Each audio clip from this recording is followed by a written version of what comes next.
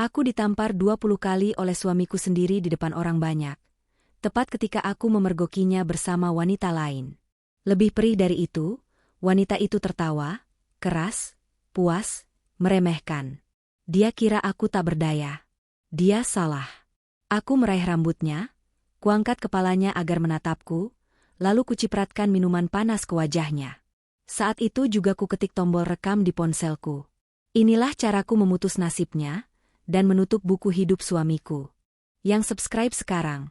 Semoga tahun ini bisa membeli rumah impian dan hutang-hutangnya lunas. Komen, amin, kalau setuju, dan tulis dari kota mana kamu menonton. Terima kasih sudah mendukung cerita ini. Aku ditampar 20 kali oleh suamiku sendiri di depan orang banyak. Tepat ketika aku memergokinya bersama wanita lain. Tamparan pertama membuat telingaku berdenging, seperti ada gelombang besar menerjang dari arah yang tak kukenal. Tamparan kedua memecah hangatnya lampu-lampu di sekeliling, menyisakan bintik-bintik putih di penglihatanku. Tamparan ketiga sampai ke-10 membuat kulit pipiku terasa mati rasa, lalu menyala lagi seperti bara yang dikipasi. Orang-orang menghela napas, sebagian menutup mulut, sebagian lagi hanya menatap kosong. Entah ngeri, entah penasaran, entah menikmati kejatuhan seseorang yang tak mereka kenal. Suara musik yang semula lembut berubah menjadi latar jauh, seolah datang dari bawah air. Aku masih berdiri, tanganku gemetar, tapi punggungku kukunci tegak, karena satu-satunya yang masih kupunyai saat itu hanyalah sisa martabat yang menolak runtuh. Tamparan ke-11 jatuh ketika aku sedang menarik napas. Udara menolak masuk, tersangkut di tenggorokan bersama kata-kata yang tidak sempat diucap. Tamparan ke-12 menyisakan rasa logam di lidahku. Aku menelan, dan rasanya seperti menelan paku. Ia terus menghitung dengan amarah yang dingin, bukan teriakan membara, melainkan ketetapan yang teliti, seolah waktu bisa ia pecah menjadi kepingan-kepingan kecil untuk dipakai melukaimu perlahan. Di sela-sela itu, aku menangkap bayangan perempuan di sampingnya, gaun satin yang memantul lembut, bibirnya yang tertarik ke atas, mata yang menyeringai tanpa suara. Ia menontonku seperti menonton adegan favoritnya, dan di sudut bibirnya tergambar keyakinan bahwa aku akan hancur. Orang-orang mulai berbisik. Ada yang mengangkat ponsel, ada yang beranjak mundur setapak demi setapak, ada yang memanggil pelayan tanpa tahu harus meminta apa. Aku merasakan panas di pipi, tapi lebih panas lagi adalah rasa malu yang menelusup melalui pori-pori, merayap ke tengkuk, lalu menekan ubun-ubunku. Aku mencoba mengingat caraku berdiri, cara ibuku dulu mengajariku menatap lurus ketika dunia tidak adil. Kalau padamu orang tidak menaruh adil, setidaknya kamu yang menaruh tegak pada dirimu. Katanya di dapur, bertahun-tahun lalu, ketika kami tidak punya apa-apa selain kompor satu tungku dan tekad tidak gampang runtuh. Tamparan ke-13 sampai ke-20 datang seperti gelombang susulan. Bukan yang tertinggi, tetapi yang menentukan apakah perahu akan terbalik atau tetap mengapung. Pada tamparan ke-16, lututku hampir menyentuh lantai, namun aku mengubah gerak jatuh itu menjadi langkah kecil ke belakang, lalu berdiri lagi. Pada tamparan ke-19, mataku berair bukan karena nyeri, melainkan karena tubuhku menolak mengkhianatiku. Aku tidak akan memberi mereka gambar tentang perempuan yang pecah. Dan ketika tamparan ke-20 mendarat, ada sesuatu yang sangat tenang justru muncul di dalam kepalaku. Sebuah ruang kecil, dingin, dengan dinding-dinding yang rata, tempat aku bisa menata ulang nafas, menata ulang cara pandang, menata ulang rencana.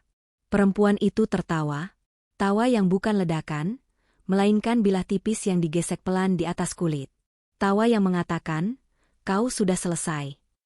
Tawa yang meminjam kekuasaan dari tangan yang baru saja menamparku, lalu mencoba menorehkan namanya di wajahku. Saat itulah aku mengerti bahwa rasa sakit yang paling tajam bukan berada di kulit, melainkan pada cara orang lain menilai siapa dirimu, pada cara mereka ingin mengubahmu menjadi bahan lelucon publik. Aku menatapnya. Bukan dengan tatapan menantang, tetapi dengan pandangan yang mencari. Mencari di mana letak pintu keluar dari panggung yang mereka siapkan untukku. Aku menemukannya tepat di genggamanku sendiri. Ponsel. 1 detik yang jernih. 1 klik yang terdengar lebih keras daripada seluruh tamparan. Tombol rekam menyala. Titik merah berkedip, bukti mulai bernapas. Aku mengangkat ponsel setinggi dada, layar menghadap mereka. Seolah aku menyodorkan cermin kecil yang memantulkan tindakan mereka kembali kepada diri mereka sendiri. Aku menggeser sudut, mengunci fokus pada wajah, tangan, jarak. Aku tidak berteriak. Kata-kata yang hendak meloncat dari kerongkongan kutahan. Sebagai gantinya, aku memberikan ruang bagi bunyi-bunyi lain. Napas tertahan para saksi, denting sendok mengenai cangkir di meja sebelah, suara sepatu pelayan yang ragu melangkah. Dia berkata sesuatu, maaf yang tidak jujur, alasan yang tidak perlu, ancaman tentang harga diri yang katanya kupijak. Aku tidak menanggapi. Aku menilai jarak cangkir di atas meja, melihat asap tipis masih melayang. Perempuan itu condong mendekat, berbisik dengan kemenangan. Sekarang dia milikku. Kalimat itu jatuh seperti batu di air jernih. Bunyinya kecil, tetapi riaknya sampai ke seberang. Aku meraih rambutnya, sekadar cukup untuk memutus tawa. Bukan ku seret, bukan ku lempar. Hanya ku buat ia menatap balik.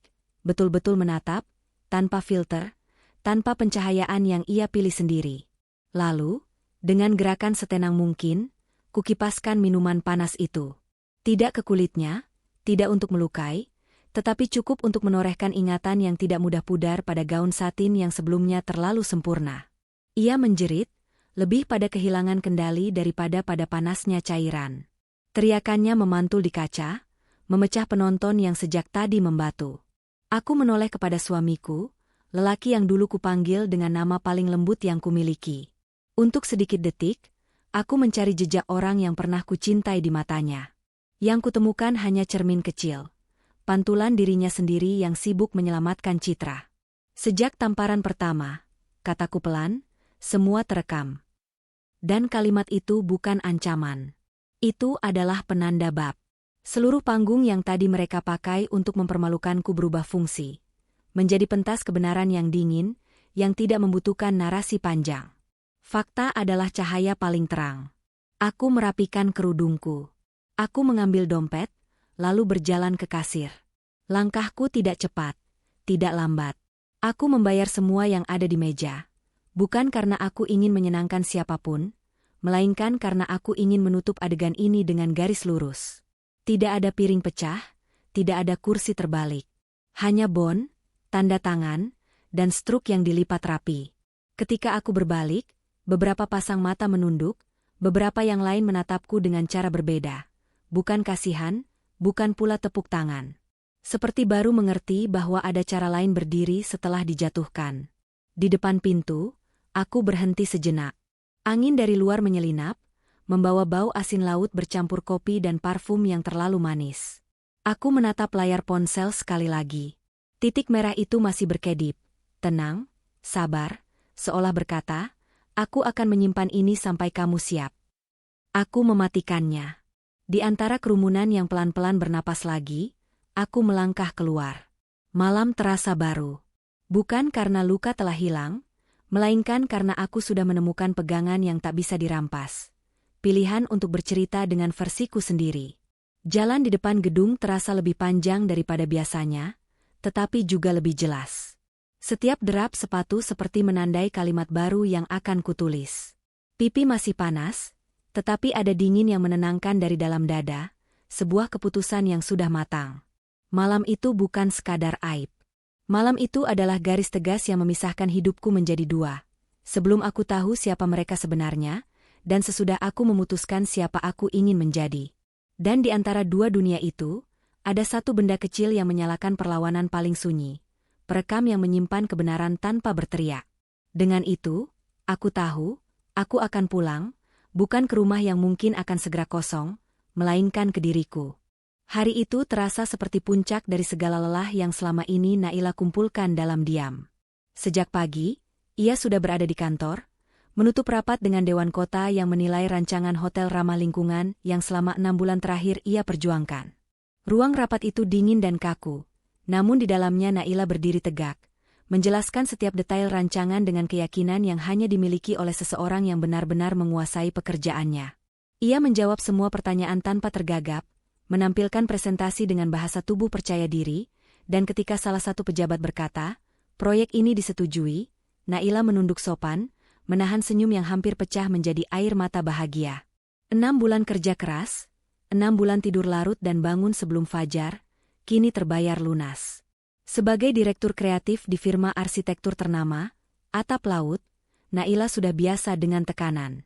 Ia bukan sekadar karyawan yang bekerja sesuai jam, melainkan otak di balik banyak proyek besar yang memperkuat reputasi perusahaan itu. Ia dikenal tegas, efisien, dan sangat rapi. Para rekan sejawat menghormatinya bukan hanya karena jabatan, tetapi karena kemampuannya untuk menyelesaikan masalah dengan kepala dingin. Ia tipe pemimpin yang tidak perlu berteriak untuk didengar. Namun di balik ketegasan itu, Naila tetaplah perempuan yang menyimpan hati lembut untuk satu orang, suaminya, Arga. Arga sering ia ceritakan di kantor, bukan dengan cara berlebihan, tetapi dengan nada hangat yang menenangkan. Ia bercerita bagaimana Arga selalu membangunkannya dengan secangkir kopi sebelum berangkat kerja, bagaimana mereka sering berdiskusi soal desain interior rumah yang belum rampung, atau bagaimana Arga bisa tiba-tiba mengirim pesan singkat, "Jangan lupa makan," di tengah rapat penting. Naila percaya bahwa cinta tidak perlu diumumkan besar-besaran, cukup dirawat dalam keseharian yang kecil tapi nyata. Itulah yang membuatnya bersemangat pulang setiap hari. Ia merasa memiliki keseimbangan, karir yang berjalan, rumah tangga yang damai, dan pasangan yang terlihat mendukung. Namun sore itu, di antara tumpukan berkas dan layar laptop yang baru saja ia tutup, ada dorongan aneh dalam dadanya. Sebuah rasa ingin memberi kejutan. Mungkin karena terlalu bahagia, mungkin juga karena ingin membalas setiap hari dukungan kecil dari suaminya.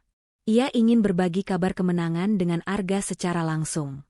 Ia ingin melihat wajah suaminya tersenyum bangga seperti dulu, waktu pertama kali Naila naik jabatan menjadi direktur kreatif.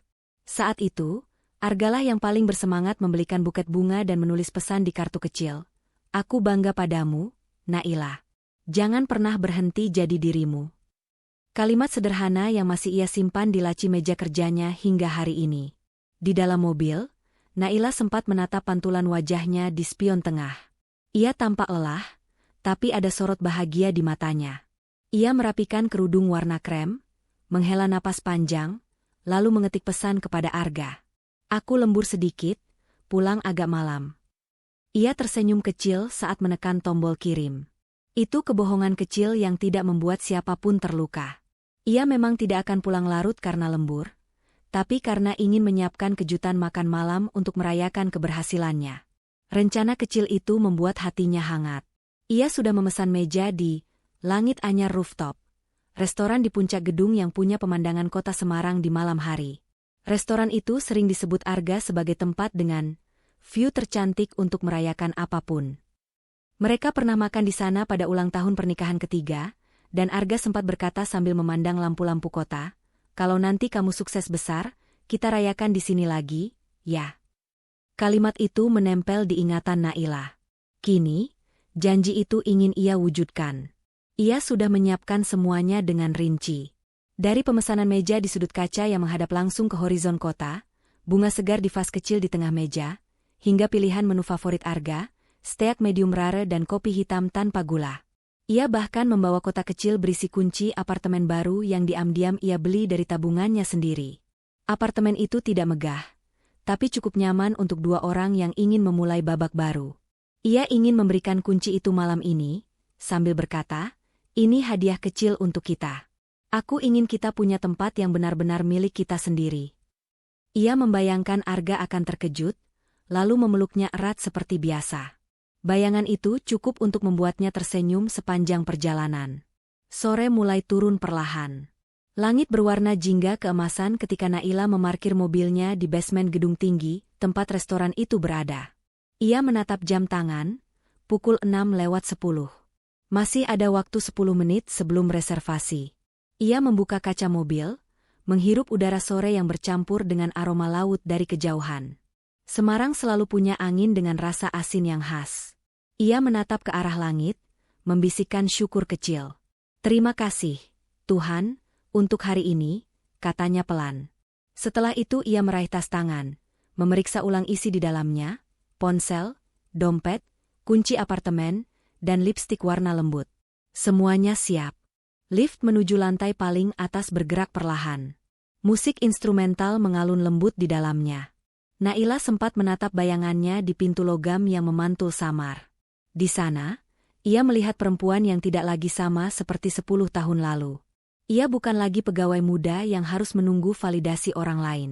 Ia telah menjadi seseorang yang berdiri atas kakinya sendiri.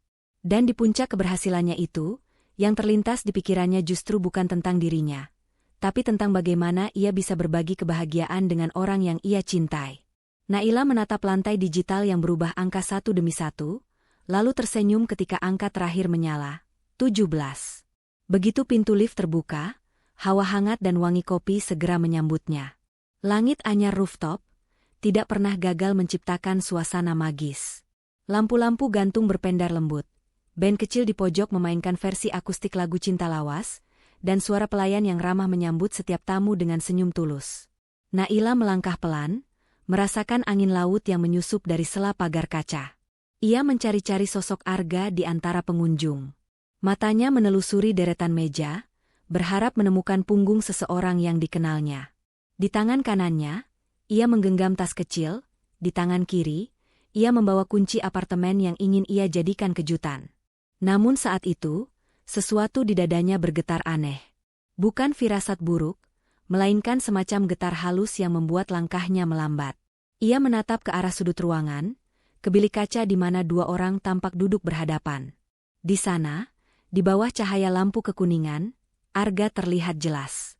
Wajahnya tenang, bahkan sedikit tersenyum. Di depannya, duduk seorang perempuan muda bergaun satin, rambut terurai, bibir merah menyala, tertawa pelan sambil menyentuh punggung tangan Arga. Tawa itu lembut tapi menyakitkan, seperti nada yang tidak seharusnya ada dalam lagu yang sedang kau dengar. Naila berhenti di tempatnya. Ia menatap lama dari kejauhan, menahan napas, berusaha menata logika. Mungkin itu klien, pikirnya. Mungkin pembahasan kerja. Mungkin hanya salah paham. Namun ketika perempuan itu mencondongkan tubuhnya sedikit, dan Arga menatapnya dengan cara yang dulu hanya dimiliki oleh Naila, tatapan yang tenang, penuh kagum, seperti melihat sesuatu yang paling indah di dunia. Lift berhenti di lantai paling atas, dan suara lembut musik akustik langsung menyambut Naila ketika pintu terbuka. Hembusan angin laut menyelinap dari sela kaca, membawa aroma asin yang bercampur dengan wangi kopi dan lilin aromaterapi. Langit di atas Semarang berwarna ungu tua, menyisakan sedikit cahaya jingga di tepi barat. Dari atas sini, kota terlihat seperti lautan bintang yang terhampar di bawah kaki. Semua tampak tenang, hangat, dan indah, setidaknya sebelum dunia Naila mulai retak. Langkah Naila ringan ketika memasuki restoran. Ia menatap sekeliling, mencari sosok yang paling ingin ia temui malam itu. Pelayan menyapanya dengan sopan, memeriksa daftar reservasi, dan menunjuk ke arah sudut ruangan dekat kaca yang menghadap ke laut. "Suami ibu sudah datang," katanya sambil tersenyum. Kalimat itu membuat dada Naila bergetar halus, antara bahagia dan gugup. Ia menarik napas panjang, memastikan riasannya tidak luntur, lalu melangkah pelan menyusuri lorong di antara meja-meja. Musik dari band akustik di pojok ruangan memainkan lagu Cinta Lawas yang dulu sering mereka dengarkan bersama. Nada-nada itu seharusnya membawa kenangan manis. Tapi malam itu, setiap petikan gitar terasa seperti ketukan detak jantung yang semakin cepat. Jari Naila menggenggam kunci apartemen di dalam tas, berusaha menenangkan diri. Ia ingin momen pertemuan ini sempurna. Ia membayangkan Arga akan menatapnya, tersenyum hangat, lalu mereka akan berbicara tentang masa depan yang sudah mereka bangun bersama. Namun beberapa langkah sebelum sampai ke meja yang dimaksud, bayangan itu pecah. Dari kejauhan, Naila melihat Arga. Ia duduk di bilik kaca, bahunya rileks, wajahnya tenang. Tapi yang membuat Naila terhenti adalah sosok perempuan yang duduk di hadapan Arga. Perempuan itu mengenakan gaun satin biru muda yang menonjolkan kilaunya di bawah cahaya lampu gantung. Rambutnya terurai sempurna, bibirnya merah mencolok, matanya berbinar dengan kepercayaan diri yang mencolok. Ia tertawa kecil sambil menyentuh lengan Arga, lalu memiringkan kepala manja, seolah dunia di sekitar mereka tak ada. Tawa itu menembus musik, sampai ke dada Naila, dan terasa seperti retakan pertama di dinding hatinya. Naila berhenti melangkah. Matanya terpaku pada pemandangan itu. Dalam benaknya, ia masih mencoba memberi alasan. Mungkin perempuan itu rekan kerja Arga. Mungkin klien. Mungkin sekadar teman yang kebetulan lewat. Ia berusaha menolak pikiran buruk yang mulai merayap. Tapi kemudian, ia melihat sesuatu yang membuat udara seakan tersedot dari paru-parunya. Arga menatap perempuan itu dengan cara yang dulu hanya diberikan padanya, tatapan yang lembut, dalam, penuh rasa sayang. Tatapan yang pernah membuat Naila jatuh cinta bertahun-tahun lalu, kini diberikan kepada orang lain. Dan sebelum logikanya sempat berfungsi, ia melihat sesuatu yang menghancurkan segalanya. Arga mencondongkan tubuhnya ke depan, sementara perempuan itu menutup matanya perlahan. Bibir mereka bertemu dalam ciuman yang singkat, tapi cukup lama untuk menghapus semua kebohongan yang mungkin masih ingin Naila percayai. Dunia di sekitar terasa diam. Musik berhenti di telinganya, suara obrolan tamu lain menghilang. Yang tersisa hanya gambar dua manusia yang dulu ia percaya, kini berpadu dalam pengkhianatan yang paling telanjang. Tubuh Naila kaku. Tangannya gemetar, tapi bukan karena dingin. Ia ingin menoleh, ingin pergi, tapi kakinya menolak. Air matanya belum jatuh. Bukan karena tak sakit, tapi karena tubuhnya belum sempat memahami rasa itu. Seperti seseorang yang berdiri di tepi jurang tapi belum tahu ia akan jatuh atau akan terbang. Matanya masih menatap ke arah Arga, seolah berharap ada keajaiban, bahwa semua ini hanya salah paham. Tapi di sisi lain, bagian terdalam dalam dirinya sudah tahu bahwa inilah kebenaran yang selama ini ia hindari. Dalam kepala Naila, kenangan-kenangan kecil bermunculan tanpa izin. Malam-malam ketika Arga berkata ia lembur, pesan-pesan singkat yang semakin jarang, tatapan matanya yang mulai dingin saat sarapan pagi. Semua potongan itu kini menyatu seperti kepingan puzzle yang akhirnya menunjukkan gambar sebenarnya. Dan gambarnya adalah, ia telah dikhianati. Perempuan itu, yang kemudian akan ia kenal sebagai Selvi, memegang tangan Arga dengan lembut, mengusap ibu jarinya di punggung tangan pria itu. Gerakan sederhana itu membuat Naila ingin berteriak. Tapi suaranya lenyap di tenggorokan. Ia hanya berdiri, diam, memandangi dua orang yang dengan enteng menghancurkan dunia yang ia bangun. Bahkan dalam kehancuran itu, Naila masih sempat memperhatikan detail. Kuku perempuan itu berwarna merah marun, cincin tipis di jari manisnya berkilau, dan Arga memakai jam tangan yang Naila belikan untuk ulang tahunnya tahun lalu. Ironi yang sempurna. Ia tidak tahu berapa lama ia berdiri di sana. 10 detik? 1 menit? Tapi waktu terasa seperti berhenti di titik itu. Lalu, entah dari mana datangnya kekuatan. Naila mengangkat tas kecilnya, membuka resleting, dan mengambil ponsel. Tangannya gemetar, tapi tekadnya lebih kuat. Ia menyalakan kamera dan menekan tombol rekam. Layar kecil itu menampilkan gambar yang menyakitkan. Arga dan Selvi, tertawa, menatap satu sama lain penuh kemesraan. Titik merah di layar berkedip, merekam bukan hanya adegan pengkhianatan, tapi juga awal dari kebangkitannya. Naila menarik napas panjang. Hatinya masih berperang antara ingin kabur dan ingin menghancurkan semua di tempat. Tapi matanya terlalu dingin untuk menangis. Ia melangkah perlahan mendekati meja itu. Setiap langkah terasa seperti dentang palu di ruang sidang. Suara hak sepatunya menembus musik, membuat beberapa kepala menoleh. Arga yang sedang tertawa tiba-tiba berhenti. Ia menoleh, dan wajahnya seketika pucat.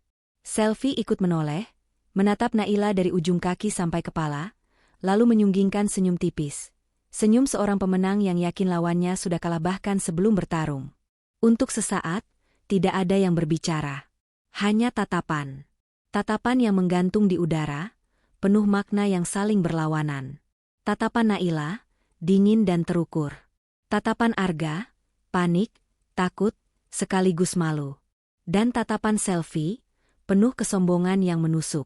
Di balik kesunyian itu, band akustik masih bermain tanpa tahu bahwa panggung sebenarnya bukan di pojok ruangan itu, tapi di meja tempat 3 orang berdiri saling berhadapan. Naila menatap suaminya, mencoba menahan getar suara. "Acara apa ini, Arga?" katanya pelan tapi jelas. Arga membuka mulut, tapi yang keluar hanya udara. Ia melirik sekeliling, melihat orang-orang mulai memperhatikan, lalu berusaha tersenyum kaku. "Sayang, ini tidak seperti yang kamu pikirkan." Selvi menimpali dengan nada mengejek. "Kasihan, terlalu sibuk kerja sampai lupa suami, ya?" Kalimat itu seperti pisau yang meluncur tanpa ampun.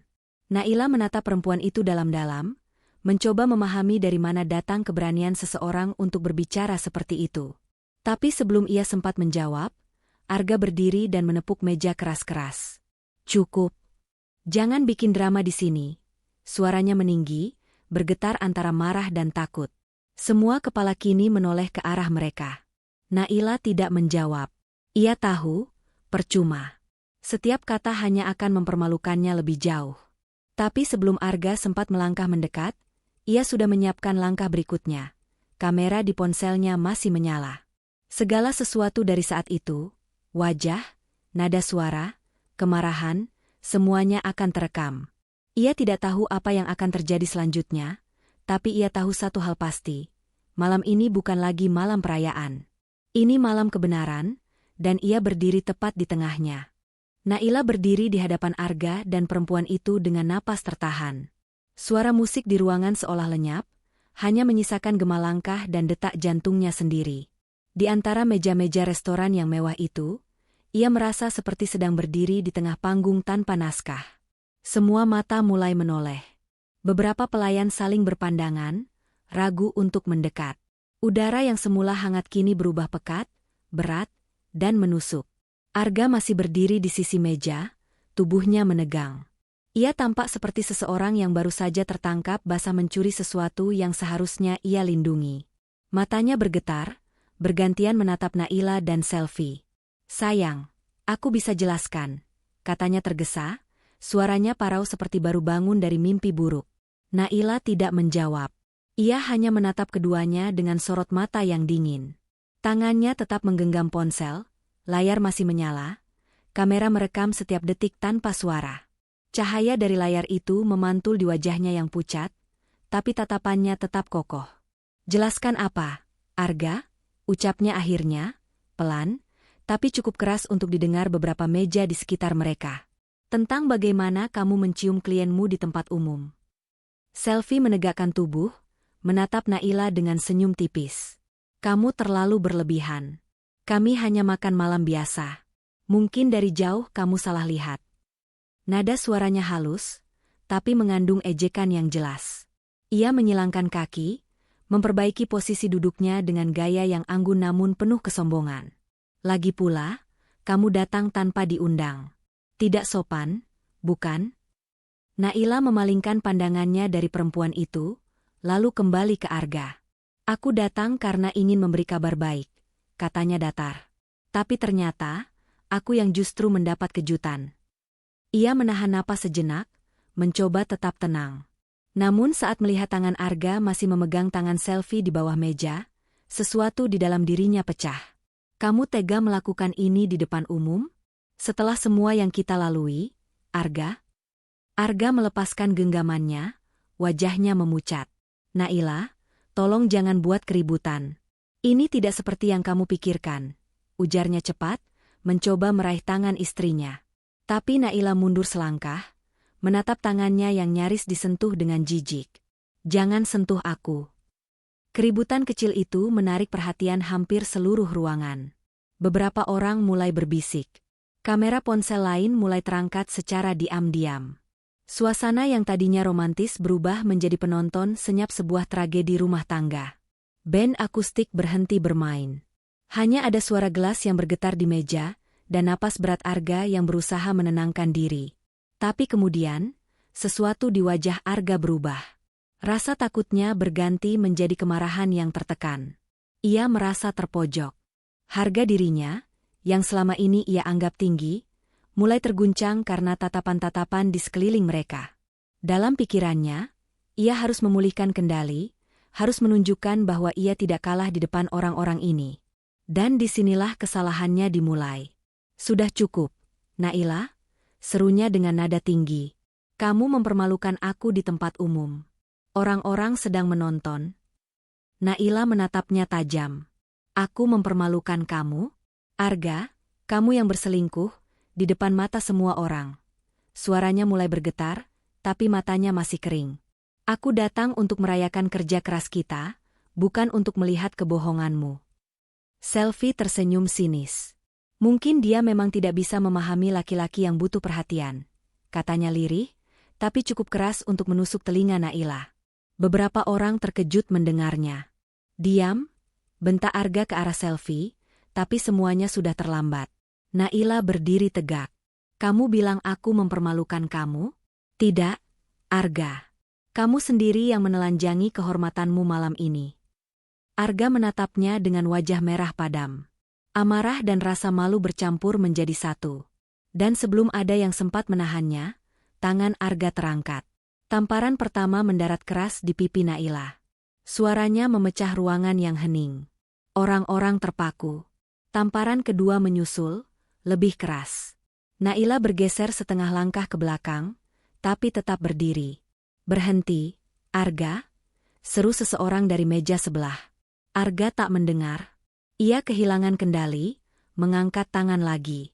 Tamparan ketiga, keempat, kelima, semuanya jatuh beruntun, menampar bukan hanya pipi, tapi harga diri dan rasa cinta yang dulu mereka miliki.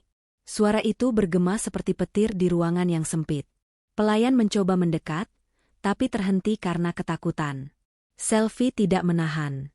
Ia hanya menonton, menutupi mulutnya dengan tangan, tapi di sudut matanya ada kepuasan aneh. Sampai tamparan ke-10, pipi Naila sudah memerah, bibirnya pecah. Tapi tangan yang memegang ponsel itu tetap tidak jatuh. Ia masih merekam. Setiap tamparan, setiap teriakan, setiap tawa kecil di sekitar mereka, semuanya terekam. Tamparan ke-11 membuat tubuh Naila terhuyung. Arga menarik napas cepat, wajahnya penuh amarah dan ketakutan yang bercampur. Ia tidak tahu lagi apa yang ia lakukan. Dunia seakan hitam putih di matanya, dan di tengah itu ada wajah perempuan yang dulu ia cintai, yang kini membuatnya merasa kalah. Tamparan ke-12 jatuh. Bibir Naila berdarah. Ruangan hening total. Tak ada lagi suara musik, tak ada tawa, hanya satu suara nafas tersengal-sengal. Seseorang berbisik pelan, "Hentikan." Tapi Arga tetap tak bergerak. Tangannya masih di udara, menatap Naila yang nyaris jatuh. Lalu, untuk pertama kalinya malam itu, Naila berbicara dengan suara pelan, nyaris seperti bisikan. "Sudah," katanya datar. "Kamu sudah puas, Arga?" Tangan Arga berhenti di tengah udara. Mata mereka bertemu. Ada sesuatu dalam tatapan Naila yang membuatnya membeku. Bukan ketakutan, bukan kemarahan, tapi sebuah ketenangan yang asing. Seolah semua luka baru yang barusan ia berikan sudah tidak berarti apa-apa. Seolah perempuan di depannya sudah melampaui rasa sakit itu, dan berdiri di tempat yang tidak bisa dijangkau lagi. Selvi tertawa pelan, menutup bibirnya dengan tangan tapi tidak benar-benar berusaha menahan. "Kasihan," katanya lirih, penuh ejekan. Dulu katanya istri kuat, sekarang cuma bisa berdiri seperti patung. Kalimat itu yang menyalakan kembali sesuatu di dalam diri Naila. Ia menegakkan kepala, memandang Selvi dalam-dalam, lalu tanpa suara melangkah perlahan mendekat. Perempuan itu tanpa heran, bahkan sedikit mundur. Dalam sekejap, tangan Naila yang dingin mencengkeram rambut Selvi, menariknya hingga wajah mereka hanya berjarak beberapa inci. Suara seruan kecil terdengar dari sekitar meja, tapi Naila tidak peduli. Ia mengambil cangkir kopi panas yang masih mengepul di meja, dan menumpahkannya ke arah gaun satin Selvi. Bukan ke kulit, hanya ke kain yang menempel di tubuhnya. Jeritan Selvi menggema, menusuk udara. Arga terkejut, tapi Naila sudah melepaskan genggamannya. Ia berdiri tegak, menghapus darah dari bibirnya dengan punggung tangan. Lalu ia menatap Arga dan berkata pelan, dengan nada datar yang menembus ruang, "Sejak tamparan pertama, semua terekam." Kalimat itu mengalir tanpa emosi, tapi cukup untuk membekukan seluruh ruangan. Arga menatap ponsel di tangan istrinya, layar yang masih menyala dengan titik merah kecil di pojoknya. Kamera itu merekam wajahnya, merekam amarahnya, merekam aibnya. Dan untuk pertama kalinya malam itu, rasa takut benar-benar merayapi dirinya. Naila tidak menunggu reaksi. Ia mematikan kamera, memasukkan ponsel ke tas, lalu berbalik. Pelan, tapi mantap. Ia berjalan menuju kasir, mengambil kartu debitnya, dan membayar semua makanan yang ada di meja, termasuk kopi yang baru saja ia tuang. Pelayan menerima kartu itu dengan tangan bergetar. Tanpa menoleh lagi, Naila berkata lirih, Tawa itu menjadi bunyi paling tajam yang pernah didengar Naila dalam hidupnya. Tawa yang lahir dari bibir perempuan yang baru saja menyaksikan suaminya menampar istri sahnya di depan umum. Bukan tawa yang ringan, melainkan tawa yang menegaskan kemenangan. Seolah penderitaan orang lain adalah hiburan, seolah aib seseorang bisa menjadi panggung kebanggaan. Naila tidak bergerak. Ia berdiri diam, menatap perempuan itu dengan pandangan dingin yang perlahan mengeringkan semua air mata yang tadi hampir jatuh. Seluruh tubuhnya terasa panas, tapi pikirannya justru semakin jernih. Selvi mendekat dengan langkah ringan, tatapannya menelusuri wajah Naila dari atas ke bawah. Sekarang tahu rasanya kalah, ya? Katanya pelan, hampir seperti berbisik. Kamu terlalu sibuk dengan kerjaan, sampai lupa kalau laki-laki juga butuh diperhatikan. Ujung bibirnya terangkat, membentuk senyum tipis yang menusuk. Tenang saja, aku akan jagain dia lebih baik dari kamu. Ucapan itu menyalakan bara dalam diri Naila. Ada detik yang panjang sebelum ia bergerak. Detik di mana seluruh perasaan sakit, marah, malu, dan kecewa bercampur menjadi satu. Ia menatap Arga yang berdiri di sisi Selvi, menunduk tanpa kata, seolah kehilangan kemampuan untuk berpihak. Naila menyadari saat itu, tidak ada lagi yang bisa ia pertahankan dari hubungan mereka. Cinta sudah mati tanpa upacara, hanya digantikan oleh sisa harga diri yang kini ia genggam seperti pecahan kaca. Tanpa berkata apa-apa, Naila mendekat. Langkahnya pelan tapi pasti. Orang-orang di sekitar mulai menahan napas, seakan tahu sesuatu akan terjadi. Selvi mundur setengah langkah, tetapi belum sempat menjauh, Naila mengangkat tangannya, mencengkeram rambut Selvi yang halus dan beraroma mahal itu. Cengkeraman itu bukan kemarahan buta. Itu adalah peringatan, cara terakhir seorang perempuan untuk memastikan bahwa rasa sakitnya tidak lagi dipandang enteng. Selvi menjerit kecil, terkejut, tapi Naila tidak menarik keras. Ia hanya memastikan bahwa perempuan itu menatap matanya. "Lihat aku," kata Naila pelan. "Lihat baik-baik. Ingat wajah ini setiap kali kamu tertawa atas penderitaan orang lain." Selvi berusaha melepaskan diri, tapi sebelum sempat, Naila meraih cangkir cappuccino panas yang masih mengepul di meja. Dengan gerakan terukur, ia menumpahkan isinya ke arah gaun satin biru muda yang tadi berkilau indah di bawah lampu restoran. Cairan panas itu tidak mengenai kulit Selvi secara langsung, tetapi cukup untuk membuatnya menjerit keras karena terkejut dan malu. Suara itu menggema ke seluruh ruangan, memecah kebisuan panjang yang menahan penonton mereka. Jeritan itu diikuti dentingan gelas yang jatuh. Beberapa pelayan berlari, sebagian pengunjung menutup mulut, ada yang menunduk, ada pula yang berbisik pelan. Arga terpaku. Wajahnya pucat, tangannya terangkat setengah, tapi tak berani mendekat.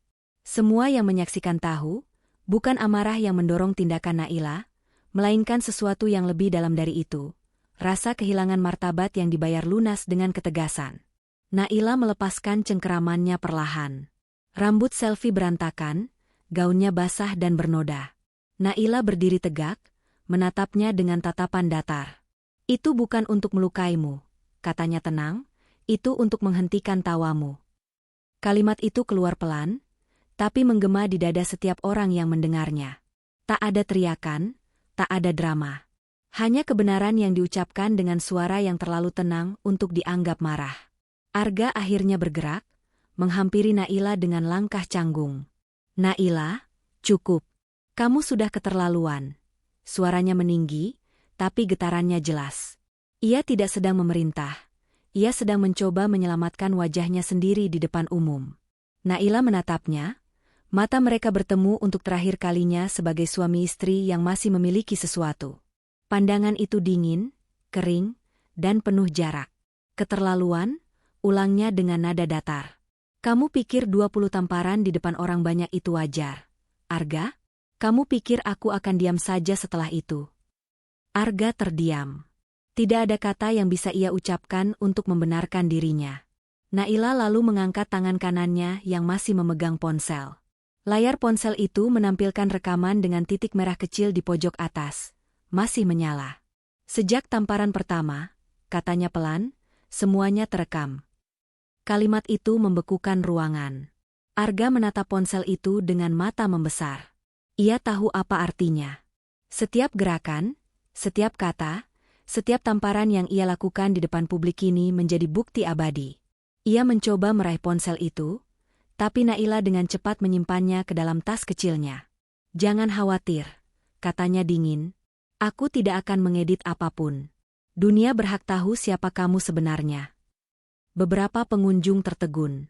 Tak ada yang berani bicara, bahkan pelayan pun berdiri terpaku di tempatnya. Dalam keheningan itu, Naila berbalik, menuju meja kasir. Gaunnya masih rapi meski wajahnya memar. Setiap langkahnya menggema pelan di lantai kayu restoran, menjadi irama paling menakutkan yang pernah terdengar malam itu. Pelayan di kasir menyambutnya dengan tangan gemetar. "Bu, tidak usah. Tolong cetak tagihan untuk meja di sudut kaca," potong Naila tenang. "Saya yang membayar semuanya." Pelayan itu menatapnya, bingung. "Tapi, Bu, tadi..." "Saya tahu," jawab Naila cepat. "Saya hanya tidak ingin meninggalkan kekacauan tanpa menyelesaikannya." Beberapa menit kemudian, ia menandatangani struk pembayaran. Tangannya stabil. Ia melipat kertas itu, memasukkannya ke dalam tas, lalu menatap kasir muda itu dengan tatapan lembut. "Tidak apa-apa," katanya pelan. "Malam ini akan berlalu." Kemudian, tanpa menoleh lagi ke arah Arga atau Selfie, ia berjalan keluar dari restoran.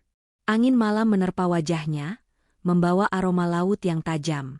Di luar, udara terasa lebih dingin, tapi entah kenapa, di dalam dirinya, ada sedikit kehangatan yang baru muncul, bukan dari kemenangan, tetapi dari kelegaan. Ia tahu, semua yang sudah hancur tidak bisa diperbaiki, tapi setidaknya ia sudah berdiri melawan sebelum benar-benar roboh. Dari balik pintu kaca, Arga masih memandang punggungnya yang menjauh. Ia ingin berteriak, ingin meminta maaf, tapi kata-kata itu tertelan oleh kebisuannya sendiri. Selfie duduk di kursinya, terisak pelan sambil menatap noda kopi di gaunnya. Suasana restoran kacau, tapi tak satu pun berani menegur Naila. Ia telah mengubah ruang itu menjadi saksi bisu dari kehancuran dan kebangkitannya sendiri. Naila menuruni tangga menuju lobi dengan langkah mantap. Setiap langkahnya terasa seperti pemisahan antara masa lalu dan masa depan. Di tangannya, ponsel masih terasa hangat, seolah menyimpan nyala kecil dari keberaniannya tadi. Ia tahu video itu bukan sekadar bukti. Itu simbol bahwa ia tidak lagi takut. Ia tidak tahu apa yang akan terjadi setelah ini, tapi untuk pertama kalinya dalam waktu lama, ia merasa memiliki kendali penuh atas hidupnya. Begitu keluar dari gedung, Naila berhenti sejenak di tepi jalan, menatap pantulan dirinya di kaca mobil yang terparkir. Wajahnya lebam, tapi matanya tidak lagi kosong. Ia menyeka noda di sudut bibirnya, lalu berbisik pelan, "Kamu sudah cukup menderita. Sekarang waktunya berhenti diam." Malam itu, langit Semarang masih dihiasi lampu-lampu kota yang berpendar di kejauhan. Sementara di atas trotoar yang dingin, seorang perempuan berjalan sendirian dengan langkah yang tenang. Ia tidak membawa bunga, tidak membawa cinta, hanya membawa keberanian yang lahir dari luka. Dan di genggamannya, ia memegang senjata paling tajam yang bisa dimiliki siapapun yang pernah disakiti, kebenaran yang direkam dengan tenang. Hari-hari setelah video itu viral menjadi awal dari babak baru bagi Naila. Ia sudah melewati fase kemarahan dan kepanikan. Kini yang tersisa hanyalah fokus. Ia tahu bahwa perang sebenarnya bukan di media sosial, melainkan di ruang administrasi, di balik tanda tangan hukum, dan dalam dokumen-dokumen yang menentukan siapa yang masih memiliki kuasa. Di tengah kehebohan publik yang terus bergulir, Naila memilih diam dan bekerja dalam senyap. Sejak pagi, ia duduk di ruang kerjanya yang menghadap ke balkon kecil. Cahaya matahari menerobos jendela, menyinari tumpukan dokumen di meja. Di antara berkas-berkas itu ada surat kepemilikan rumah, bukti deposito, surat kendaraan, dan beberapa sertifikat investasi yang selama ini ia kelola sendiri.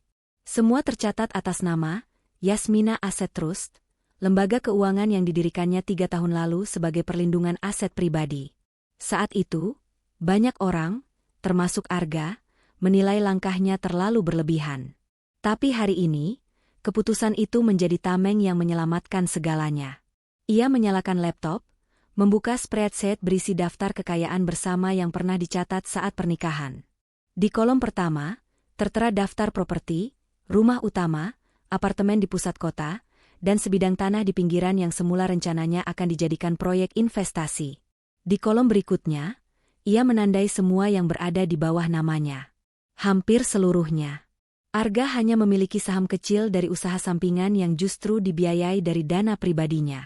Naila menghubungi notaris pribadinya, seorang wanita parubaya bernama Nita yang sudah ia kenal sejak awal karirnya. "Saya ingin meninjau ulang seluruh dokumen pranikah dan kepemilikan bersama," katanya tenang melalui telepon. Suaranya stabil, tidak menunjukkan sisa emosi. "Saya ingin pastikan tidak ada celah hukum untuk penarikan aset tanpa persetujuan saya." Nita langsung menjawab, "Saya sudah dengar beritanya, Naila. Saya akan bantu secepat mungkin. Kamu bijak mengambil langkah ini lebih awal." Sore itu, mereka bertemu di kantor hukum yang sepi di kawasan Simpang 5.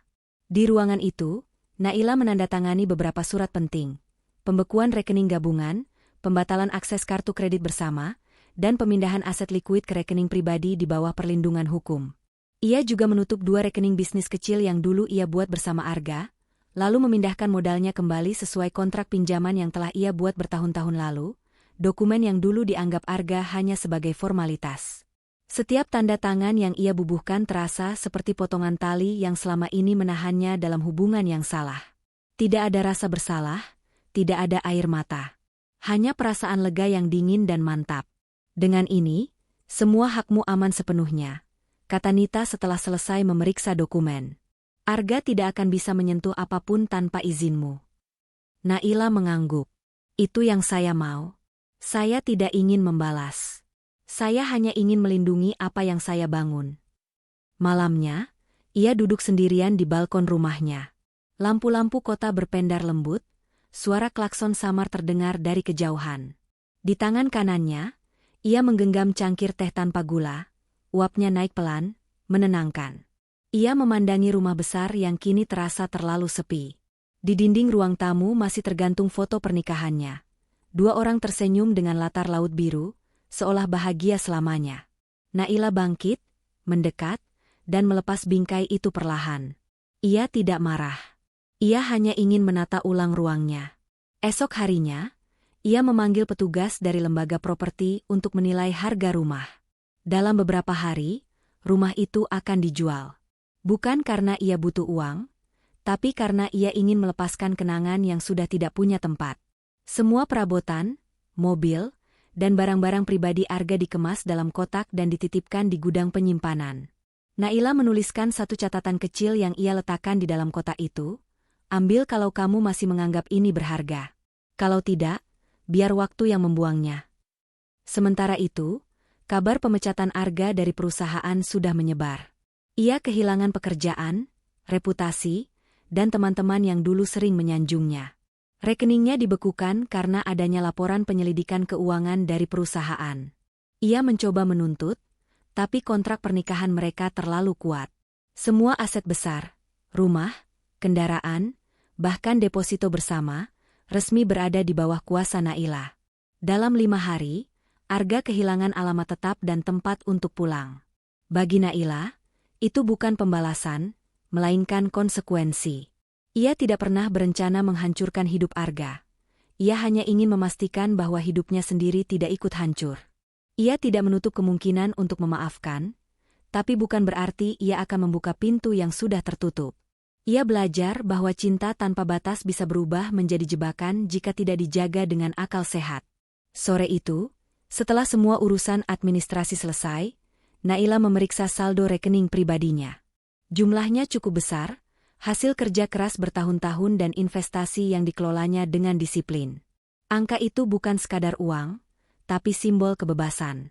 Ia memindahkan sebagian dana ke rekening baru di luar negeri, sesuai saran Nita, untuk jaga-jaga jika nanti ada tekanan hukum atau manuver dari pihak Arga.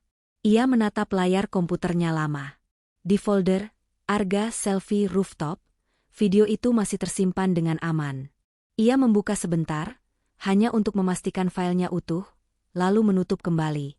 "Kamu sudah melakukan tugasmu," bisiknya pelan. "Sekarang istirahatlah." Hari-hari berikutnya berjalan dengan tenang. Naila mulai menata hidupnya seperti orang yang baru pindah rumah. Ia mengganti nomor telepon, memperbarui alamat email, dan hanya memberitahu segelintir orang tentang keberadaannya. Ia memutuskan untuk mengambil cuti panjang dari kantor dan menyerahkan tanggung jawab sementara kepada wakil direktur. Ia butuh waktu untuk menyembuhkan dirinya sendiri, tapi bukan dengan menangis, melainkan dengan bekerja membangun ulang fondasi yang lebih kokoh. Suatu pagi, ia menerima surat resmi dari bank yang mengonfirmasi penutupan rekening bersama. Ada tanda tangan Arga di bawah dokumen itu. Naila menatapnya lama. Di situ tertulis nama yang dulu sangat berarti baginya, kini hanya sekadar tanda tangan formal. Ia merobek salinan surat itu, bukan karena dendam, tapi karena ia sudah selesai dengan masa lalu. Malamnya, ia berjalan ke halaman belakang rumah. Angin lembut berhembus, membawa bau tanah basah setelah hujan. Di sana, di bawah langit yang perlahan gelap, ia menatap rumah besar yang segera akan menjadi milik orang lain. "Terima kasih," katanya lirih, seolah kepada dirinya sendiri. "Kamu sudah jadi tempatku belajar." Naila tahu, tidak ada kemenangan dalam kehilangan. Tapi ada kelegaan dalam keberanian mengambil keputusan. Dalam 5 hari yang melelahkan, ia bukan hanya berhasil mengamankan hartanya, tapi juga dirinya sendiri. Ia tidak lagi menjadi istri yang disakiti, melainkan perempuan yang berani menulis ulang kisahnya dengan tangan sendiri. Ketika malam semakin larut, ia menatap langit yang bersih. Di hatinya muncul keyakinan yang baru, bahwa segala sesuatu yang hilang bukan akhir dari segalanya. Kadang, kehilangan adalah cara semesta untuk membersihkan jalan menuju kehidupan yang lebih jujur dan damai. Dan di malam itu, untuk pertama kalinya, Naila benar-benar merasa bebas. Kabar itu menyebar lebih cepat daripada apapun yang pernah dialami Naila sebelumnya. Dalam waktu kurang dari 24 jam, wajah Arga dan Selvi memenuhi lini masa media sosial, layar berita, dan obrolan di grup-grup kerja. Semua orang membicarakannya, dan semua orang tahu dari mana sumbernya berasal. Video berdurasi 1 menit 42 detik yang diunggah Naila tanpa satu pun kata kasar, tanpa tambahan suara, tanpa dramatisasi. Hanya gambar mentah, tamparan, tawa, dan kalimat penutup yang menampar balik. Sejak tamparan pertama, semuanya terekam. Ledakan yang terjadi setelah itu tidak bisa lagi dibendung. Pagi hari, beberapa kantor berita online menjadikan video itu headline. Mereka menulis ulang kronologi, menelusuri profil Arga sebagai konsultan senior di perusahaan multinasional, dan membandingkannya dengan Citra Selvi, influencer yang sering tampil dalam kampanye merek-merek mewah. Media memadukan kisah mereka menjadi satu ironi besar. Pasangan glamor yang kehilangan segalanya hanya karena kesombongan dan pengkhianatan. Di kantor, atap laut, tempat Naila bekerja, suasana pun berubah. Pagi itu, seluruh tim berkumpul tanpa diminta. Mereka tidak tahu bagaimana harus bersikap. Beberapa mengirim pesan singkat, "Kami mendukungmu, Bu Naila." Beberapa hanya menatap layar komputer dengan wajah murung. Tapi Naila tidak datang ke kantor hari itu. Ia memilih tinggal di rumah, menutup tirai, dan menatap teleponnya yang tidak berhenti bergetar. Pesan datang dari teman lama, dari keluarga jauh, dari orang-orang yang dulu bahkan tidak pernah benar-benar akrab dengannya. "Kamu luar biasa berani. Aku nonton videonya. Sakit sekali, tapi kamu tetap berdiri tegak. Terima kasih sudah menunjukkan bahwa perempuan tidak harus diam." Kata-kata itu mengalir seperti air, memberi kekuatan yang perlahan menenangkan luka-luka di dadanya. Sementara itu, dunia digital mulai menghakimi. Wajah Arga muncul dalam meme, diolah menjadi simbol laki-laki pengecut yang menampar di depan umum. Nama Selvi menjadi bahan olok-olok, selingkuh dengan gaya, cappuccino panas karma instan. Setiap detik, ribuan komentar bermunculan, sebagian kejam, sebagian membela, sebagian hanya ikut bersorak. Dunia maya menjadi medan pertempuran yang tak bisa dihentikan. Arga mencoba bertahan. Ia menonaktifkan akun media sosialnya, menghubungi beberapa rekan kerja untuk meminta bantuan menghapus jejak. Tapi berita sudah terlalu besar. Siang itu, manajemen perusahaan tempatnya bekerja mengadakan rapat mendadak. Mereka meninjau video yang telah beredar, membaca peraturan etik internal, dan memutuskan satu hal yang tak terbantahkan. Arga melakukan pelanggaran berat yang merusak citra perusahaan. Surat pemecatan keluar sore itu juga dikirim lewat email resmi. Dengan ini, Kami mengakhiri hubungan kerja pertanggal hari ini, karena tindakan Anda tidak sesuai dengan nilai-nilai integritas perusahaan. Arga membaca surat itu dengan tangan gemetar. Dunia profesional yang ia bangun selama bertahun-tahun runtuh dalam sehari. Ia mencoba menelepon Naila, tapi semua pesannya hanya dibalas satu kalimat otomatis. Nomor yang Anda tuju tidak dapat dihubungi. Sementara Selvi mengalami kehancuran yang berbeda. Satu persatu merek yang pernah bekerja sama dengannya mengeluarkan pernyataan resmi, kami tidak menoleransi tindakan kekerasan dan perilaku tidak etis. Dalam waktu 2 hari, 5 kontrak promosi dibatalkan, 2 diantaranya dengan nilai ratusan juta rupiah. Akunnya dibanjiri komentar pedas. Sebagian meminta maaf kepada Naila, sebagian lain menghujat tanpa ampun. Ia mencoba melawan. Dalam sebuah siaran langsung singkat, dengan suara bergetar, Selvi berkata, "Kalian tidak tahu cerita sebenarnya." Tapi publik tidak peduli. Potongan-potongan video yang sudah tersebar terlalu jelas untuk dibantah. Wajahnya yang tersenyum ketika Naila ditampar menjadi bukti paling kuat yang tidak membutuhkan narasi tambahan. Video klarifikasi itu justru memperburuk keadaan. Dalam waktu setengah jam, jumlah dislike melampaui jumlah yang menyaksikan. Komentarnya dibanjiri kalimat-kalimat sarkastik. Cerita sebenarnya? Fakta sudah bicara. Tidak ada cahaya glamor yang bisa menutupi hati busuk. Karma datang lebih cepat dari jasa pengiriman.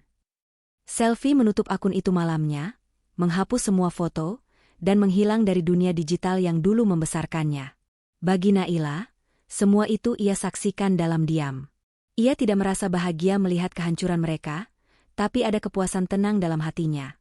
Bukan karena mereka jatuh, melainkan karena kebenaran akhirnya berdiri sendiri tanpa perlu dibela. Ia tahu betul bagaimana dunia sering memihak suara paling keras. Tapi kali ini, bukti visual berbicara lebih lantang dari siapapun. Di tengah hiruk-pikuk berita, banyak yang menunggu komentar dari Naila. Namun ia tidak mengatakan apapun. Ia hanya mengirim satu pesan kepada pengacaranya, biarkan semuanya berjalan secara hukum. Jangan ada wawancara. Keheningan yang ia pilih justru membuat publik semakin menghormatinya. Beberapa hari kemudian, media mulai menulis ulang narasinya.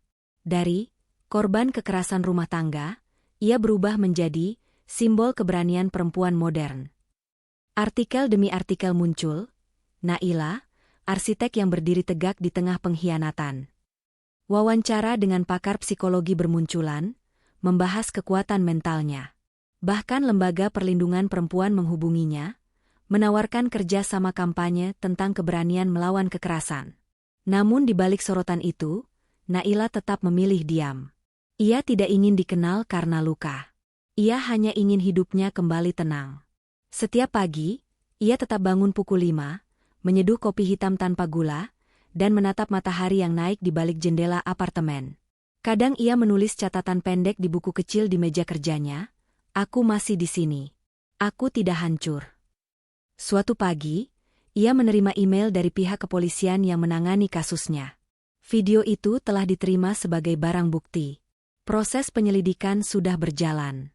Ada laporan resmi tentang dugaan kekerasan fisik dan publik. Ia membaca email itu dengan tenang, lalu menutup laptop. Tidak ada euforia, tidak ada dendam, hanya kelegaan sederhana bahwa semua berjalan sesuai jalur hukum. Sementara Arga dan Selvi semakin terpojok.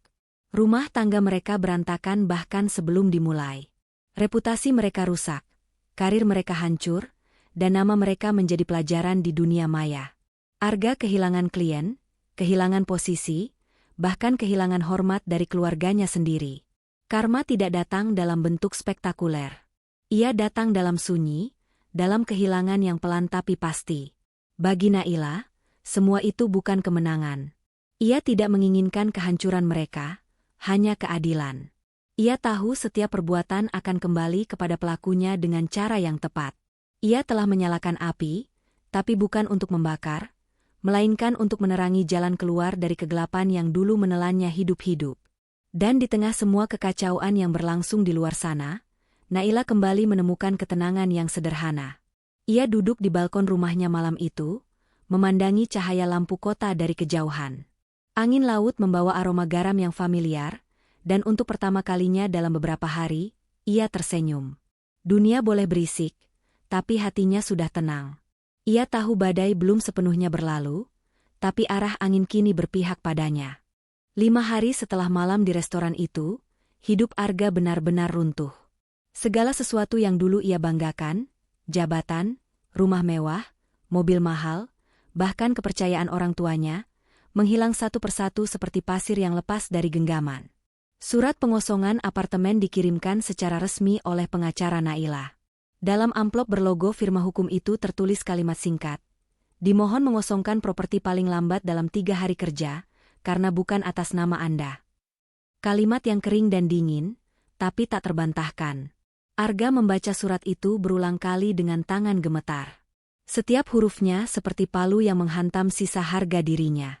Mobil yang selama ini ia gunakan untuk bekerja pun tidak lagi ada di garasi. Leasing menyita kendaraan itu, karena cicilan yang selama ini ternyata dibayar oleh Naila sudah dihentikan. Nomor rekeningnya diblokir sementara, karena penyelidikan keuangan internal dari perusahaannya sendiri. Semua akses ke fasilitas kantor dicabut, kartu identitasnya dinonaktifkan. Dalam sekejap, Arga yang dulu disegani rekan-rekannya berubah menjadi sosok yang dihindari. Tidak ada yang ingin dikaitkan dengannya. Teleponnya sepi. Hanya pesan-pesan makian dari orang asing di media sosial yang masih berdatangan. Sementara itu, di dunia nyata, pintu rumah orang tuanya pun tertutup rapat. Arga berdiri di depan pagar rumah lama di kawasan Candisari dengan wajah lelah dan mata sayu. Ayahnya, yang dulu begitu bangga padanya, kini menolak untuk bertemu. Kamu sudah mempermalukan keluarga. Hanya itu yang keluar dari mulut sang ayah sebelum menutup pintu perlahan. Ibunya menangis di balik jendela, tapi tidak keluar juga. Arga berdiri di sana cukup lama, lalu pergi tanpa arah. Ia tidak tahu lagi harus pulang kemana. Di sisi lain, Selvi juga kehilangan segalanya. Setelah video dan laporan resmi Naila masuk ke pihak berwenang, penyidik memanggil keduanya untuk diperiksa sebagai saksi. Kamera CCTV restoran memperlihatkan dengan jelas semua kejadian malam itu. Tamparan demi tamparan, tawa Selvi, dan tindakan Naila yang hanya bertahan tanpa membalas. Bukti itu menutup semua ruang pembelaan. Somasi yang sebelumnya dikirim oleh kuasa hukum Selvi pun tak berarti apa-apa. Justru laporan balik dari pihak Naila lah yang menjadi dasar kuat untuk proses hukum selanjutnya. Selvi panik. Ia mencoba mendekati Arga, tapi hubungan mereka sudah berubah menjadi saling menyalahkan. Arga merasa Selvilah penyebab utama keruntuhannya. Kalau saja kamu tidak tertawa, video itu tidak akan viral, katanya dengan nada tajam. Selvi menangis, tapi tangisan itu tidak lagi mampu membangkitkan simpati. Mereka berpisah tanpa kata. Dunia yang dulu mereka bangun di atas kebohongan kini hancur menjadi debu. Sementara itu, di rumah yang perlahan mulai kosong, Naila menatap sekeliling ruangan dengan pandangan tenang. Semua barang-barang milik Arga sudah dikirim ke gudang penyimpanan. Rumah besar itu kini hanya menyisakan suara jam dinding dan langkah kakinya sendiri. Di meja ruang tamu, ia meletakkan satu amplop berisi kwitansi resmi dari agen properti, bukti bahwa rumah itu telah berhasil dijual. Jumlahnya cukup besar, hasil bersih setelah pajak mencapai 25 miliar rupiah. Uang itu sudah dipindahkan ke rekening baru di bawah nama perusahaan investasinya sendiri. Naila menuliskan satu catatan kecil, kalimat yang ringkas tapi tegas, "Sudah kuambil kembali apa yang jadi milikku." Lalu ia meninggalkannya di atas meja kosong tempat dulu Arga sering bekerja malam sambil memeriksa laporan keuangan. Ia tahu Arga akan datang suatu hari nanti, mencari sesuatu, berharap masih ada yang tersisa. Ia ingin pesan itu menjadi penutup yang tidak bisa disangkal. Dan benar saja, 2 hari kemudian Arga datang. Gerbang sudah diganti kuncinya, penjaga baru berdiri di depan. Saat mencoba masuk, penjaga itu berkata, "Maaf, rumah ini sudah berganti pemilik." Arga tertawa pendek, getir, seperti orang yang tidak lagi bisa membedakan antara kenyataan dan mimpi buruk. Ia memaksa masuk, berteriak menyebut nama Naila, tapi yang datang justru polisi keamanan lingkungan yang menenangkannya dengan sopan. Ketika akhirnya ia diizinkan melihat ke dalam rumah, yang ia temukan hanya ruangan kosong. Tidak ada perabot, tidak ada tanda kehidupan, hanya dinding putih dan amplop kecil di atas meja. Ia membuka amplop itu dengan tangan gemetar. Di dalamnya, hanya ada satu kalimat pendek dan tanda tangan Naila. Ia menjatuhkan surat itu ke lantai, lalu menatap ke sekeliling, seolah berharap menemukan sisa-sisa kehidupannya yang lama. Tapi rumah itu sudah mati. Semua kehangatan yang dulu ia abaikan kini menghilang tanpa bekas. Arga menjatuhkan tubuhnya di lantai dingin dan menangis. Tangisan yang tidak lagi terdengar seperti penyesalan, melainkan seperti suara binatang yang kehilangan arah. Malamnya, ia tidur di taman kota. Jaket yang ia kenakan sudah lusuh, rambutnya berantakan, wajahnya belum sempat bercukur. Ia memandangi layar ponsel yang retak. Notifikasi masih berdatangan. Bukan panggilan pekerjaan, bukan pesan cinta, tapi hinaan, ejekan, dan kabar buruk. Dunia maya mengutuknya, dunia nyata menolaknya. Tidak ada tempat yang bisa disebut rumah lagi. Sementara itu, Naila menyelesaikan semua urusan administrasi terakhir di bank dan lembaga hukum. Ia menandatangani surat finalisasi pembagian aset, memastikan seluruh rekening pribadi aman. Semua transaksi keuangan sudah bersih, semua dokumen kepemilikan sudah atas namanya sendiri. Ia menatap tanda tangannya di atas kertas dengan perasaan datar, bukan bangga, bukan puas, hanya lega. Di malam yang sama, pengacaranya menelepon. Proses hukum berjalan lancar.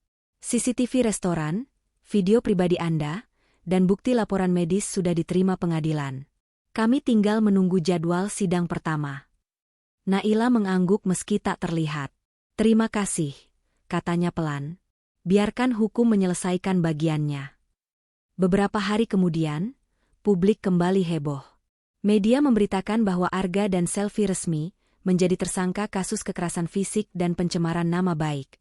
Video Naila yang dulu viral kini digunakan sebagai bukti sah di pengadilan.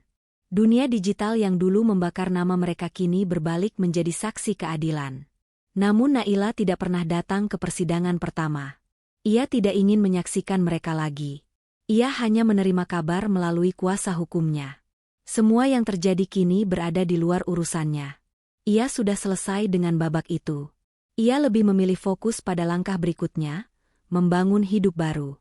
Sore itu, setelah semua urusan hukum rampung, ia menatap pantulan dirinya di kaca jendela apartemen barunya. Di sana berdiri seorang perempuan yang tidak lagi rapuh. Wajahnya mungkin masih menyimpan sisa luka, tapi matanya menatap dunia dengan tenang. Tidak ada lagi ketakutan, tidak ada lagi keraguan. Ia menutup laptop, mematikan lampu, dan berjalan keluar ke balkon. Angin sore menghembus lembut, membawa aroma hujan yang baru berhenti. Di bawah sana, kota bergerak seperti biasa, orang-orang bekerja, anak-anak tertawa, mobil berlalu. Hidup terus berjalan, dan Naila ikut bergerak bersamanya. Ia tahu, malam itu, di suatu tempat, ada seseorang yang baru belajar menanggung akibat dari kejahatannya sendiri. Dan ia tidak perlu lagi membuktikan apapun. Dunia sudah melihat, dan kebenaran sudah berdiri di pihaknya. Untuk pertama kalinya dalam waktu yang lama, Naila bisa menarik napas panjang tanpa beban. Tidak ada lagi masa lalu yang menahan langkahnya. Yang tersisa hanyalah dirinya sendiri, kuat, tenang, dan bebas. Malam itu, ia tahu satu hal pasti. Semua yang hilang sudah terganti dengan sesuatu yang lebih berharga, kedamaian. Pagi itu langit Surabaya berwarna biru pucat. Gedung-gedung perkantoran tampak bersih setelah semalaman diguyur hujan. Naila berdiri di depan cermin hotel, menatap bayangannya sendiri. Wajah yang dulu sering ia lihat dengan lelah dan tangis kini tampak berbeda. Lebih tegas, lebih jernih, seolah badai yang pernah melandanya telah membersihkan sisa-sisa kabut dalam dirinya. Di meja kecil dekat jendela, tergeletak setumpuk dokumen legal, lembaran akta, dan sebuah map dengan tulisan, Samudra Utara Holdings. Hari itu, ia akan menandatangani akta pendirian perusahaannya yang baru. Nama itu ia pilih bukan tanpa alasan. Samudra Utara, bagi Naila, melambangkan arah baru dan ketenangan yang luas. Samudra yang tenang tapi kuat, tempat segala badai akan berakhir. Ia tahu betul, hidup tidak akan selalu bersih dari konflik. Tapi kali ini, ia ingin membangun sesuatu yang lahir dari kehancuran, bukan lagi untuk membuktikan diri pada siapapun, melainkan sebagai simbol bahwa dari luka, seseorang masih bisa tumbuh. Ia tiba di kantor firma hukum sekitar pukul 9. Di ruang pertemuan yang sejuk dan tertata rapi, Nita, notaris yang setia mendampinginya sejak awal, sudah menunggu. "Selamat pagi, Naila," sapanya hangat. "Hari ini resmi ya, kita mulai babak baru." Naila tersenyum tipis. "Ya, sudah waktunya saya berhenti jadi cerita orang lain, Bu Nita." Mereka saling bertukar pandang, memahami tanpa perlu menjelaskan. Penandatanganan berlangsung singkat, tapi maknanya dalam. Tinta biru di ujung pena bergerak pelan di atas kertas putih, meninggalkan tanda yang sah secara hukum, dan secara simbolik, itu juga menandai penutup dari masa lalu. Dengan modal awal 18 miliar rupiah, Samudra Utara Holdings resmi berdiri. Sebuah perusahaan investasi dan pengembangan properti berorientasi keberlanjutan yang berfokus pada pemberdayaan perempuan di sektor bisnis dan desain. Begitu semua dokumen selesai, Naila berdiri dari kursinya. "Saya ingin 3 orang perempuan yang dulu saya lihat dikerdilkan di rapat pertama saya untuk bergabung," katanya mantap. "Saya tidak mau ada perempuan lagi yang kehilangan suaranya di ruang kerja." Nita menatapnya bangga. "Saya tahu kamu akan melakukan sesuatu yang berarti," ujarnya pelan. Sore itu, di kantor barunya yang masih kosong, sebuah ruangan lantai 12 dengan dinding kaca menghadap ke laut, Naila berdiri menatap cakrawala. Angin laut membawa aroma asin yang akrab, tapi kali ini bukan lagi bau luka. Di meja sederhana di depannya, tergeletak 3 surat penerimaan kerja untuk kandidat barunya. Dita, Rania, dan Kesha, 3 perempuan muda yang dulu sempat ia bantu ketika mereka dilecehkan secara verbal di perusahaan lama. Mereka akan menjadi tim pertama dalam perjalanan Samudra Utara Holdings. Di sini, katanya ketika mereka datang beberapa hari kemudian, "Kalian tidak perlu takut menjadi diri sendiri. Kita akan bangun ruang kerja yang aman, tapi juga tajam dalam kompetensi. Tidak perlu membuktikan apapun pada dunia. Cukup lakukan yang terbaik untuk diri sendiri dan orang-orang yang kalian cintai." Kata-kata itu disambut dengan mata berbinar. Naila merasakan sesuatu yang lama ia rindukan. Arti dari bekerja yang bukan hanya untuk bertahan, tapi untuk memberi makna.